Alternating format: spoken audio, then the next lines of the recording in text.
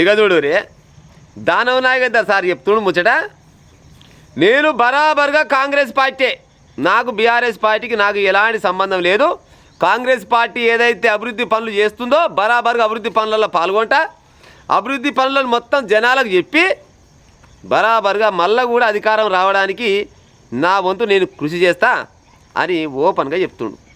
మరి నిన్ననో మొన్ననో speaker sir ఏం చెప్పిండు ముచ్చట, వీళ్ళు 10 మంది మొత్తము కాంగ్రెస్ పార్టీ వాళ్ళు కాదు, వీళ్ళు బీఆర్ఎస్ పార్టీ వాళ్ళే, వీళ్ళు మారిన వాళ్ళు మొత్తం బీఆర్ఎస్ పార్టీ అని చెప్పారు. కానీ ఇవాళ మరి దానం నాగేందర్ సార్ ఏం చెప్తాడు, నాకు ఆ పార్టీకి ఎలాంటి సంబంధం లేదు, బరాబర్గా నేను కాంగ్రెస్ అంటుండు. మరి కాంగ్రెస్ అన్నప్పుడు మరి స్పీకర్ సార్ మరి ఇలా రాజీనామా చెప్పాలి, రాజీనామా చేపిస్తుండొచ్చునా?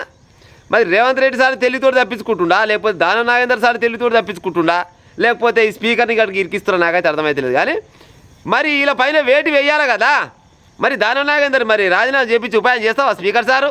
స్పీకర్ అన్నప్పుడు అందరి వాడి లెక్క ఉండాలి, కొందరు వాడ లెక్క ఉండి ఈ పార్టీలు పూసుకుంటే పాడవుతుంది. సరే నువ్వు కాంగ్రెస్ పార్టీ అనే కావచ్చు, కానీ స్పీకర్ పదవి ఎప్పుడైతే వచ్చిందో అన్ని పార్టీలకు సమానంగా అందరికీ సమానంగా ఉండాలి. కానీ కొందరికి ఒక తిరిగి అయితే ఎట్ట పాడైతే చేస్తా సార్?